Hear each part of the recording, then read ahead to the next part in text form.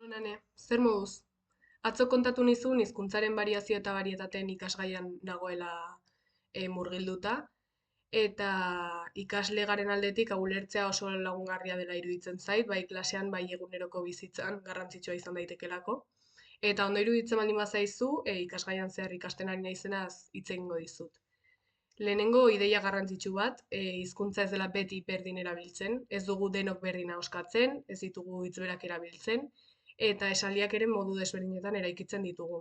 Horregatik sortzen dira hizkuntza komunitateak, eta hori da hain zuzen ere soziolinguistikak aztertzen duena.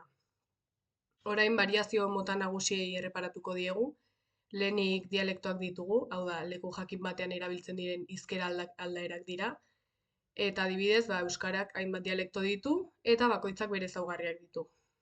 Gero soziolektoak ditugu, hauek dira gizarte faktorekin lotuta daudenak, adibidez adina, lanbidea edo hezkuntza maila.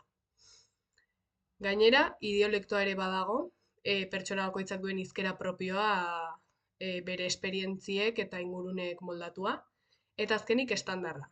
Eskolan, komunikabidetan edo testu formaletan erabiltzen dugun hizkera normatiboa da, prestigio handiagoa duena. Hizkuntzak etengabe aldatzen dira, bai historian zehar, hau da diakronikoki, denboran zehar, bai une berean hiztun desberdinen artean, hau da sinkronikoki. Eta aldaketa horietan eragina dute faktore askok. Adibidez, adinak, generoak, hezkuntzak, teknologia, komunikabideek, eta baita beste hizkuntzekin dugun kontaktuak ere. Adibidez, inglesarekin edo espainolarekin eta frantsesarekin gertatzen den bezala Euskal Herrian. Beraz, hurrengoan norbait entzuten duzunerako, galderatxo batzuk utziko dizkizut.